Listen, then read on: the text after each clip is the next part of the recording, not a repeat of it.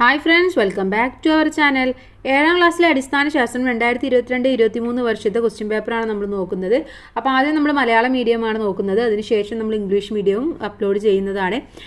അപ്പോൾ എല്ലാ കൂട്ടുകാർക്കും വീഡിയോയിലേക്ക് സ്വാഗതം. അപ്പോൾ നമുക്ക് എന്തൊക്കെ പ്രവർത്തനങ്ങളാണെന്ന് നോക്കാം. ഒന്നാമത്തെ പ്രവർത്തനം എന്ന് പറയുന്നത് ഒരറ്റം അടച്ച PVC പൈപ്പിൻ്റെ ചിത്രം ഒന്നിൽ കാണുന്നത് പോലെ 3 ദ്വാരങ്ങൾ ഉണ്ടാക്കി അതിൽ ഓരോ സ്ട്രോ ABC വീതം ഉറപ്പിച്ചിരിക്കുന്നു.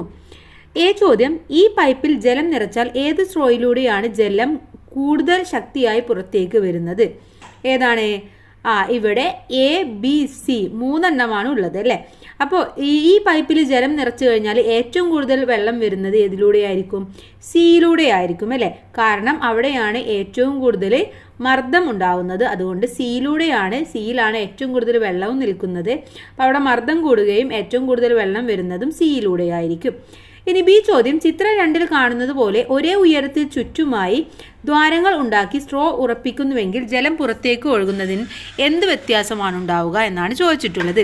അപ്പോൾ ഇവിടെ എന്ന് പറയുന്നത് ABC 3 എണ്ണം ഒരേ രീതിയിലാണല്ലേ, ഒരേ ഉയരത്തിലാണ് ഉള്ളത്. അപ്പോൾ ഇതിൽ ഏതിലൂടെയായിരിക്കും ഏറ്റവും കൂടുതൽ എന്നാണ് ചോദിച്ചിട്ടുള്ളത്. ഇവിടെ 3 ദ്വാരങ്ങളിൽ നിന്നും തുല്യ ശക്തിയിലായിരിക്കും ജലം പുറത്തേക്ക് ഒഴുകുന്നത്. ഓക്കെ, കാരണം 3ലും തുല്യ മർദ്ദമാണ് ഉണ്ടായിരിക്കുക. അതുകൊണ്ട് 3 ദ്വാരങ്ങളിൽ നിന്നും തുല്യ ശക്തിയിൽ ജലം പുറത്തേക്ക് ഒഴുകും. സി ചോദ്യം: ഈ പ്രവർത്തനങ്ങളിൽ നിന്ന് ദ്രാവക മർദ്ദവുമായി ബന്ധപ്പെട്ട് എന്തെല്ലാം നിഗമനങ്ങളിൽ എത്തിച്ചേരാമെന്ന് ചോദിച്ചിട്ടുണ്ട്. എന്തൊക്കെ ചേരാം? ആഴം കൂടുന്തോറും മർദ്ദം കൂടുന്നു എന്ന് നമുക്ക് മനസ്സിലാക്കാം. അതുപോലെ ദ്രാവകങ്ങൾ എല്ലാ ദിശകളിലേക്കും മർദ്ദം പ്രയോഗിക്കുന്നു എന്നും നമുക്ക് മനസ്സിലാക്കാം. അപ്പോൾ 2 നിഗമനങ്ങളിലാണ് നമ്മൾ എത്തുന്നത്. ഒന്ന്, ആഴം കൂടുന്തോറും മർദ്ദം കൂടുന്നു. 2, ദ്രാവകങ്ങൾ എല്ലാ ദിശയിലേക്കും മർദ്ദം പ്രയോഗിക്കുന്നു. അതുകൊണ്ടാണ് രണ്ടാമത്തെ ചിത്രത്തിൽ 3ലും തുല്യമായിട്ട് വെള്ളം പോകുന്നത്. ഓക്കെ, ഇനി രണ്ടാമത്തെ പ്രവർത്തനത്തിലേക്ക് കടക്കാം. മാതൃസസ്യത്തിൽ നിന്ന് വേര് മുളപ്പിച്ച ശേഷം മുറിച്ചെടുത്ത ഒരു കൊമ്പിന്റെ ചിത്രമാണ് ചുവടെ കൊടുത്തിരിക്കുന്നത്. ചോദ്യം: ഇപ്രകാരം പുതിയ സസ്യങ്ങളെ ഉൽപ്പാദിപ്പിക്കുന്ന രീതി ഏതാണ് എന്നാണ് ചോദിച്ചിട്ടുള്ളത്. ഇവിടെ എങ്ങനെയാണ്? മാതൃസസ്യത്തിൽ നിന്ന് വേര് മുളപ്പിച്ച ശേഷം മുറിച്ചെടുത്ത കമ്പാണ്. അപ്പോൾ അവിടെ എന്താണ്? അവിടെ പതിവെക്കലാണ്, അല്ലെങ്കിൽ ലെയറിംഗ് ആണ് അവിടെ നടക്കുന്ന രീതി എന്ന് പറയുന്നത്. ആ ഉൽപാദന രീതിയിലൂടെയാണ് ഈ ഒരു ചെടിയെ ഉണ്ടാക്കുന്നത്. ബി ചോദ്യം: ഇത്തരത്തിൽ ഉൽപ്പാദിപ്പിക്കുന്ന ചെടികളുടെ ഏതെങ്കിലും 2 ഗുണങ്ങൾ എഴുതാൻ പറഞ്ഞിട്ടുണ്ട്. എന്തൊക്കെ പറയാം? മിക്ക ചെടികളും പതിവെച്ച് വളർത്താൻ ഇങ്ങനെ പറ്റും. അതുപോലെ തന്നെ മാതൃസസ്യത്തിന്റെ ഗുണങ്ങൾ ഉണ്ടായിരിക്കും. വേഗത്തിൽ പൂക്കുകയും കായ്ക്കുകയും ചെയ്യും. ചുരുങ്ങിയ അളവിൽ കൂടുതൽ തൈകൾ ഉൽപ്പാദിപ്പിക്കാം. ഒരു ചെടിയിൽ നിന്നു തന്നെ അനേകം സസ്യങ്ങൾ നിർമ്മിച്ചെടുക്കാം. ഇതൊക്കെ നമുക്ക് ചെയ്യാം. ഇതിലെ ഏതെങ്കിലും 2 എണ്ണം നിങ്ങൾ എഴുതിയാൽ മതി. സി: ഈ രീതിയിൽ പുതിയ തൈച്ചെടി ഉൽപ്പാദിപ്പിക്കുന്നതിന്റെ ഘട്ടങ്ങൾ തന്നിരിക്കുന്നു. ഇവ ക്രമത്തിൽ എഴുതാനാണ് പറഞ്ഞിട്ടുള്ളത്. അപ്പോൾ നമുക്ക് ക്രമത്തിലൊന്ന് പറയാം. 1, തൈ ഉൽപ്പാദിപ്പിക്കേണ്ട ചെടിയുടെ കൊമ്പ് തിരഞ്ഞെടുക്കലാണ് ആദ്യം ചെയ്യേണ്ടത്. ഓക്കെ, അതിനുശേഷം നമ്മൾ ചെയ്യേണ്ടത് വളയാകൃതിയിൽ തൊലി ചെത്തി മാറ്റുന്നു എന്നതാണ് ചെയ്യേണ്ടത്. ഒരു വളയത്തിന്റെ പോലെ തൊലി ചെത്തി മാറ്റുന്നു. 3ാമതായിട്ട് ചകിരിച്ചോറും മണ്ണും ചേർന്ന മിശ്രിതം ചെറിയ നനവോടെ നനച്ചു കെട്ടുന്നു.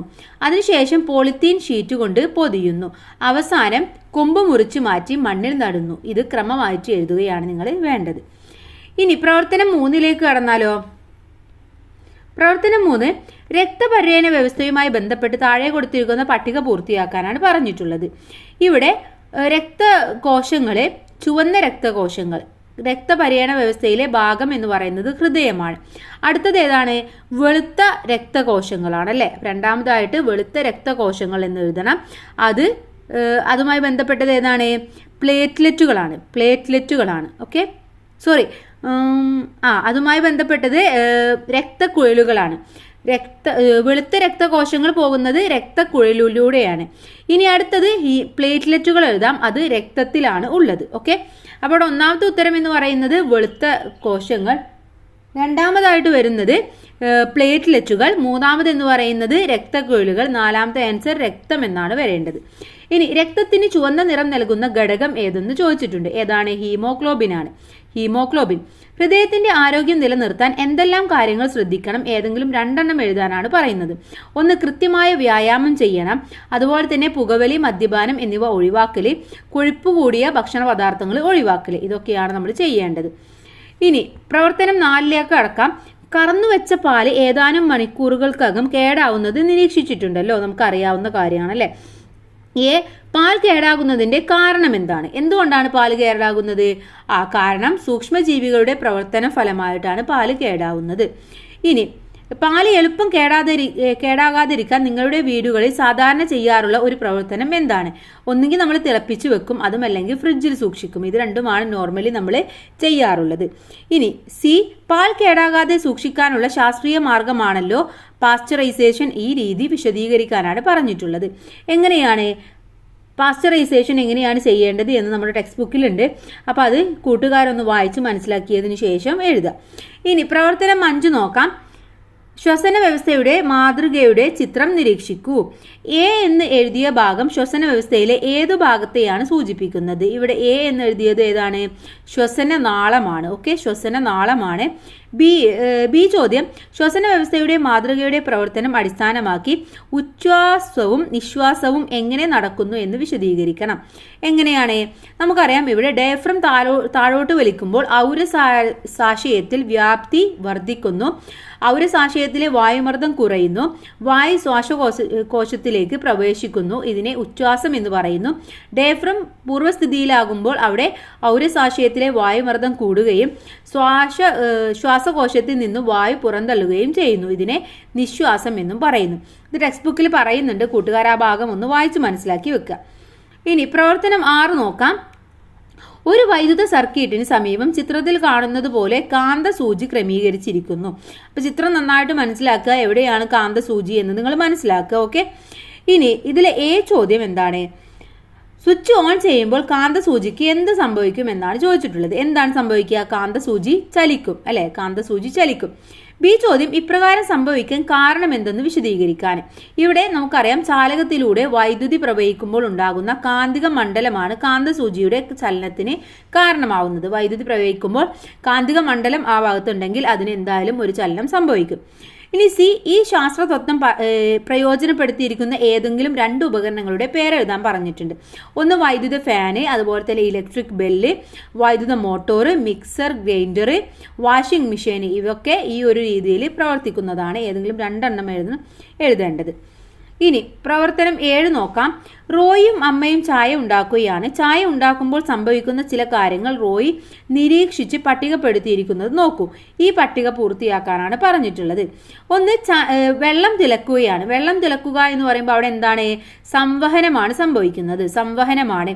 പാത്രം ചൂടാകുന്നു എന്ന് പറയുമ്പോൾ അവിടെ ചാലനമാണ് സംഭവിക്കുന്നത്. പിന്നെ അടുത്തത് വികിരണം കൊടുത്തിട്ടുണ്ട്. വികിരണം എന്നതുകൊണ്ട് ഉദ്ദേശിക്കുന്നത് അടുപ്പിന് അരികിൽ നിൽക്കുന്നയാൾക്ക് ചൂട് അനുഭവപ്പെടുക എന്നുള്ളതാണ്. ഇനി ഇതിലെ ബി ചോദ്യം, തെർമോ ഫ്ലാസ്കിന്റെ ചിത്രീകരണം നിരീക്ഷിക്കൂ. ചിത്രത്തിൽ അടയാളപ്പെടുത്തിയ ഭാഗങ്ങൾ ഓരോന്നും താപം നിലനിർത്താൻ എങ്ങനെ പ്രയോജനപ്പെടുന്നുവെന്ന് എഴുതാനാണ് പറഞ്ഞിട്ടുള്ളത്. അപ്പൊ ഇവിടെ 1 എന്ന് പറയുന്നത് ഏതാണ്? അത് ഈ പാത്രത്തിന്റെ, ഈ ഫ്ലാസ്കിന്റെ ഗ്ലാസ് പാത്രമാണ്. ഈ ഗ്ലാസ് പാത്രം കൊണ്ടുള്ള പ്രയോജനം എന്ന് പറയുന്നത് എന്താണ്? ചാലകത്തിലൂടെ താപ കൈമാറ്റം തടയുക. കാരണം ഗ്ലാസ് ഒരു മോശം താപചാലകമാണ്. അതുകൊണ്ടാണ് അവിടെ ഗ്ലാസ് ഉപയോഗിച്ചിട്ടുള്ളത്. 2 എന്ന് പറയുന്നത് വെള്ളി ലവണങ്ങൾ പൂശിയ ആന്തരിക ഉപരിതലം വികിരണത്തിലൂടെയുള്ള താപ കൈമാറ്റം തടയുന്നു. കാരണം തിളങ്ങുന്നതോ നേരിയതോ ആയ ഉപരിതലം ഒരു മോശം റേഡിയേഷൻ എമിറ്ററാണ്. ഓക്കെ, അതുകൊണ്ടാണ് അവിടെ വെള്ളി പൂശിയ ആന്തരിക ഉപരിതലം ഉപയോഗിച്ചിട്ടുള്ളത്. ഇനി ഇതിലെ സി ചോദ്യം, ചിത്രത്തിൽ കാണിച്ചിരിക്കുന്നത് പോലെ പുറമേ താപം നിലനിർത്തുന്നതിനായി മറ്റേതെങ്കിലും ക്രമീകരണങ്ങൾ തെർമോ ഫ്ലാസ്കിൽ ഉണ്ട്. ഏതെങ്കിലും ഒന്ന് എഴുതാനാണ് പറഞ്ഞിട്ടുള്ളത്. അഥവാ ഈ ഇരട്ട മതിലുകൾക്കിടയിലെ വാക്വം എന്ന് പറയുന്നതും ഒരു പ്രധാനപ്പെട്ട ഒരു സംഭവമാണ്, ഒരു ക്രമീകരണമാണ്. ഇവിടെ സംവഹനത്തിലൂടെയും ചാലകത്തിലൂടെയും താപ കൈമാറ്റം തടയുക. കാരണം വാക്വത്തിന്റെ വാതകമോ വസ്തുക്കളോ അടങ്ങിയിട്ടില്ല. ഓക്കെ, അതുകൊണ്ടാണ് വാക്വം ഉപയോഗിച്ചിട്ടുള്ളത്. ഇനി ഇതിലെ പ്രവർത്തനം 8ലേക്ക് കടക്കാം. ശാസ്ത്രമൂലയിൽ ശേഖരിച്ച പദാർത്ഥങ്ങളുടെ പട്ടിക നിരീക്ഷിക്കൂ. ഇവിടെ എന്തൊക്കെയാണ്? വിനാഗിരി, sodium chloride, hydrochloric acid, sodium hydroxide, calcium hydroxide, ഇത്രയുമാണ് തന്നിട്ടുള്ളത്. ഇനി ഇതിലെ ചോദ്യം എന്താണെന്ന് നോക്കാം. ഇവയിൽ സോപ്പ് നിർമ്മാണത്തിന് ഉപയോഗിക്കുന്ന ആൽക്കലി ഏതെന്നാണ് ചോദിച്ചിട്ടുള്ളത്. ഏതാണ്? സോഡിയം ഹൈഡ്രോക്സൈഡ് ആണ്. Sodium hydroxide. ബി എന്ന് പറയുന്നത് സോപ്പ് നിർമ്മാണത്തിനായി താഴെ പറയുന്നവയിൽ ഏത് പാത്രമാണ് നിങ്ങൾ തിരഞ്ഞെടുക്കുക? Steel bucket, plastic bucket. ഏതാണ്? സ്റ്റീൽ ബക്കറ്റാണ് ഉപയോഗിക്കുന്നത്. കാരണം എന്താണ്? കാരണം കൂടെ എഴുതണം. കാരണം സോഡിയം ഹൈഡ്രോക്സൈഡ് ജലത്തിൽ ലയിക്കുമ്പോൾ ധാരാളം താപം പുറത്തുവിടുന്നു. അതുകൊണ്ടാണ് നമ്മൾ സ്റ്റീൽ ബക്കറ്റ് ഉപയോഗിക്കുന്നത്. ഇനി സി, സോപ്പ് നിർമ്മിക്കുമ്പോൾ സോഡിയം സിലിക്കേറ്റും സ്റ്റോൺ പൗഡറും ചേർക്കുന്നതിൻ്റെ ആവശ്യകത എന്ത് എന്നാണ് ചോദിച്ചിട്ടുള്ളത്. അത് സോപ്പിൻ്റെ ദൃഢത കൂട്ടാൻ, ഗാഢത കൂട്ടാൻ എന്നിവയ്ക്കൊക്കെയാണ് നമ്മൾ സോഡിയവും സിലിക്കേറ്റും ഉപയോഗിക്കുന്നത്. ഇനി 9ാമത്തെ ചോദ്യം, പത്രവാർത്ത ശ്രദ്ധിക്കൂ. ഭക്ഷ്യവിഷബാധ 2 പേർ ആശുപത്രി. തിരുവനന്തപുരം ഹോട്ടലിൽ നിന്ന് ഭക്ഷണം കഴിച്ച 2 പേർക്ക് ഛർദിയും തലചുറ്റലും അനുഭവപ്പെട്ടു. അവരെ ഉടനെ തന്നെ അടുത്തുള്ള ആശുപത്രിയിലേക്ക് മാറ്റി. ചോദ്യം എന്താണ്? പത്രവാർത്ത വായിച്ചല്ലോ. ഇത്തരത്തിൽ ഭക്ഷ്യവിഷബാധ ഉണ്ടാകാനുള്ള ഏതെങ്കിലും 2 കാരണങ്ങൾ എഴുതണം.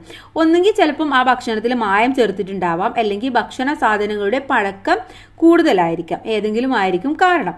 ഇനി ബി, പാക്ക് ചെയ്ത ഭക്ഷ്യവസ്തുക്കൾ വാങ്ങുമ്പോൾ ശ്രദ്ധിക്കേണ്ട 3 കാര്യങ്ങൾ എന്തൊക്കെയാണ്? 1, ഭക്ഷണം ഉണ്ടാക്കുന്ന തീയതി നമ്മൾ നോക്കണം, ഉപയോഗിച്ച വസ്തുക്കൾ നോക്കണം, അതുപോലെ തന്നെ ഉപയോഗിക്കാവുന്ന കാലാവധി, അതിൻ്റെ ഗുണനിലവാരം, ഇതൊക്കെ നമ്മൾ ചെക്ക് ചെയ്യേണ്ടതാണ്. 10ാമത്തെ ചോദ്യം, തുറന്ന കുപ്പിയുടെ വായ്ഭാഗത്ത് ഒരു ബലൂൺ ഉറപ്പിക്കുന്നു. ഈ കുപ്പി തലകീഴായി പിടിച്ച ശേഷം കുപ്പി ചൂടാക്കുന്നു. ബലൂണിന് എന്ത് സംഭവിക്കുമെന്നാണ് ചോദിച്ചിട്ടുള്ളത്. അവിടെ എന്താണ്? അത് തലകീഴായി പിടിച്ചാലും ബലൂണ് വീർക്കുകയാണ് ചെയ്യുന്നത്. കാരണം എന്താണ്? അത് കമഴ്ത്തി പിടിക്കുമ്പോൾ, തല കീഴായി പിടിക്കുമ്പോൾ അങ്ങോട്ടാണ് താപീയ വികാസം ഉണ്ടാകുന്നത്. അതുകൊണ്ടാണ്. ഇതിന് കാരണം എന്ത് എന്ന് ചോദിച്ചിട്ടുണ്ട്. എന്താണ്? കുപ്പിക്കകത്തെ വായു ചൂടായി വികസിക്കുന്നു. മർദ്ദം കൂടുന്നതിനാൽ ബലൂണ് വീർക്കുന്നു. അതുകൊണ്ടാണ് ബലൂണ് വീർക്കുന്നതായിട്ട് നമുക്ക് മനസ്സിലാവുന്നത്. സി, വീടുകളിൽ ചുമരിന്റെ മുകൾ വശത്ത് എയറോൾ അഥവാ വെന്റിലേറ്റർ നിർമ്മിച്ചിരിക്കുന്നത് എന്തിനാണ്? ചൂടുള്ള വായു വികസിച്ച് മുകളിലേക്ക് ഉയർന്നു പുറത്തു പോകുന്നു. ഇതിന്റെ ഫലമായിട്ട് ശുദ്ധവായു മുറിക്കകത്ത് കയറുകയും ചെയ്യുന്നു. അതിനാണ് നമ്മൾ എയറോൾ അല്ലെങ്കിൽ വെന്റിലേറ്റർ ഇടുന്നത്. അപ്പോൾ ഇത്രയുമാണ് ഈ ക്വസ്റ്റ്യൻ പേപ്പർ എന്ന് പറയുന്നത്. എല്ലാ ക്വസ്റ്റ്യൻസും നമ്മൾ ഡീറ്റെയിൽ ആയിട്ട് തന്നെ ഡിസ്കസ് ചെയ്തു. എല്ലാ കൂട്ടുകാർക്കും നല്ല മാർക്ക് തന്നെ സ്കോർ ചെയ്യാൻ കഴിയട്ടെ. Thank you. Thanks for watching.